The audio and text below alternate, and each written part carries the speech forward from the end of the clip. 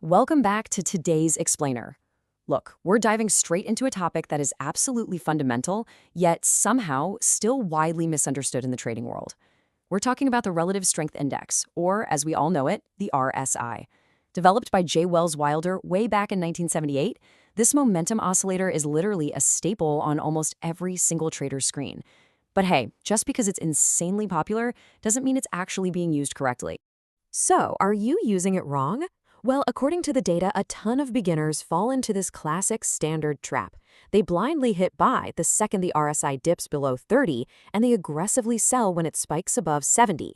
The professional truth, though, it's much different.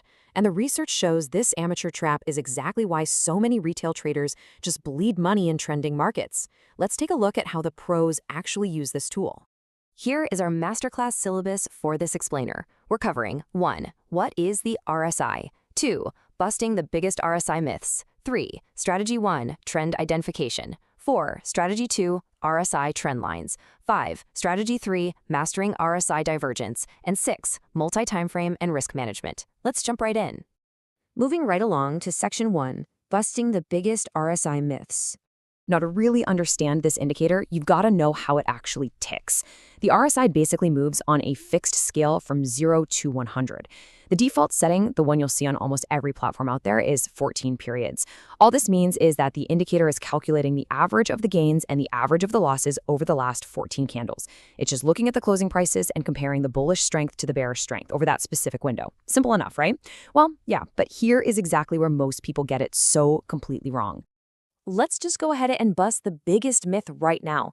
Overbought, meaning an RSI above 70, does not automatically mean sell. And oversold, meaning below 30, absolutely does not automatically mean buy. When the RSI breaks above 70, the professional consensus is that it's actually indicating incredibly strong bullish momentum. Think about it. The price can stay in that overbought territory for a very long time while continuing to skyrocket. If you blindly sell just because that little line crossed 70, you are literally going to get run over by a massive trend.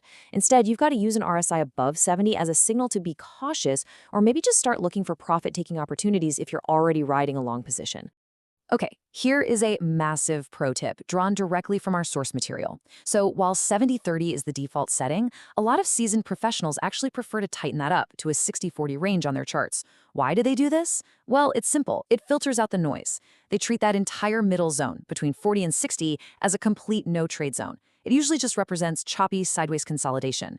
By using this 60-40 setup, you're only looking for buys when momentum decisively breaks above 60, proving the bulls are completely in control. Or you're looking for sells when it breaks down below 40, proving the bears have officially taken over. Next up, Section 2, Strategy 1, Trend Identification. A remarkably simple but super effective way to use the RSI is the 50-level crossover. I want you to think of the 50 level as sort of the neutral equator. If the RSI is above 50, the market is generally in a bullish phase. If it's below 50, you're looking at a bearish phase. But if you want to push your accuracy to the next level, our sources make it clear. You must combine this with a 200-period simple moving average, or SMA, right on your actual price chart. Here's the golden rule. If the price is above the 200 SMA, you only look for buy setups when the RSI bounces off or crosses above the 50 line. Conversely, if the price is below that 200 SMA, you only look for sell setups when the RSI is below 50. It's a brilliant way to ensure you are never, ever fighting the major trend. You're basically letting the 200 SMA dictate the direction and letting the RSI dictate the exact entry momentum. All right, moving into Section 3, Strategy 2, RSI trend lines. Now, this is a professional technique that most retail traders completely miss. Instead of looking at the price chart for a breakout, you actually draw your trend lines directly on the RSI indicator window itself. Here is the specific step-by-step setup we found. First, ensure your price is above the 200 SMA if you're looking for a buy.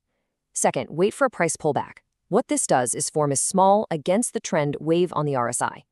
Third, you draw a trend line connecting the peaks of that corrective RSI wave.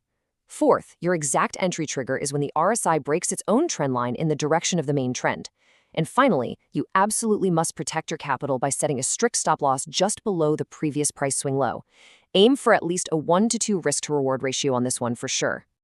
Let's hit Section 4, Strategy 3, Mastering RSI Divergence. So you might be wondering, what exactly is divergence? Well, divergence occurs when the price of an asset and the RSI momentum indicators start moving in complete opposite directions. Normally, they should move together, right? So when they don't, it is a massive warning sign. It reveals the true underlying weakness in a market move, even when the surface-level price action makes it look like the trend is still pushing powerfully forward. Let's quickly break down the mechanics of this. Bullish divergence happens at the very bottom of a downtrend.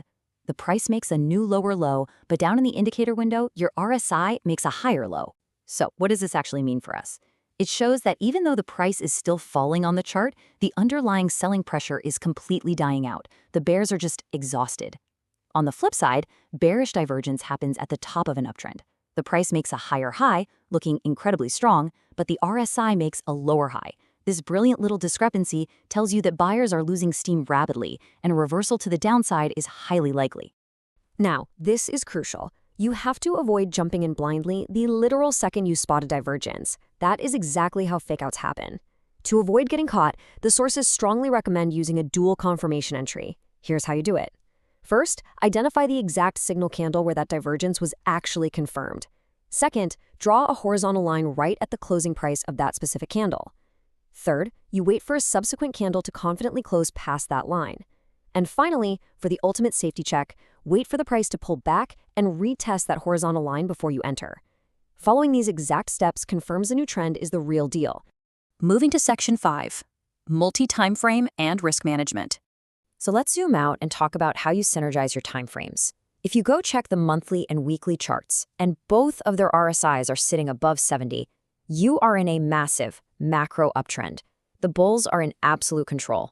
Knowing that fact, if you zoom into a 5-minute or 15-minute chart, short-term dips shouldn't scare you at all. In fact, they become your prime buying opportunities. But conversely, if the high timeframe RSI is below 30, showing a complete macro bloodbath, you must be incredibly careful. Do not try to be a hero and catch the bottom on a 5-minute chart. Trying to catch falling knives against a massive macro downtrend, yeah, that's absolutely fatal to your portfolio. Always align your short-term trades with the overarching macro momentum. And this honestly just brilliantly illustrates our core philosophy today, perfectly summarizing the source material. The RSI is an indicator, not a crystal ball.